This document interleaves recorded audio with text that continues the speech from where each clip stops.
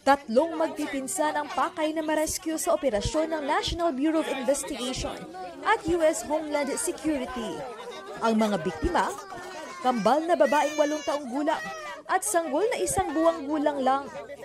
Ang suspect na tiyuhin ng mga biktima, ibinibenta raw ang malalaswang video ng kanyang mga pamangkin sa mga banyaga. Nakuha mula sa suspect ang 3 cellphone na naglalaman ng masiselang video. Sa impormasyong nakuha ng mga otoridad, mahigit 1 taon nang nag-ooperate ang suspect. Violation of Section 9, Republic Act 10364 or the Expanded Anti-Trafficking in Persons Act of 2012 as amended by Section 6 of RA 9208 which carries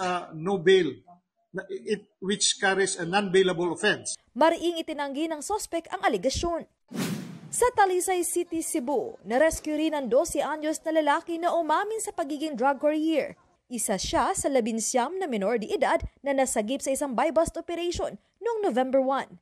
5 beses na umano siyang nagdala ng iligal na droga. Kadalasan na sa 6 na mga pakete ng shabu ang kanyang dinadala at sa bawat transaksyon, binibigyan umano siya ng tig-7,000 piso. Kadalasan po sa kanila ay neglected.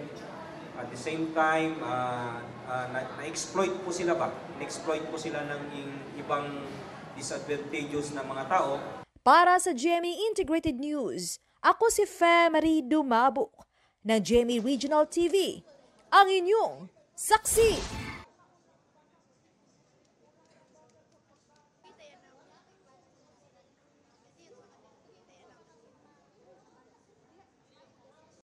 Mga kapuso, maging una sa saksi. Mag-subscribe sa GMA Integrated News sa YouTube para sa iba't ibang balita.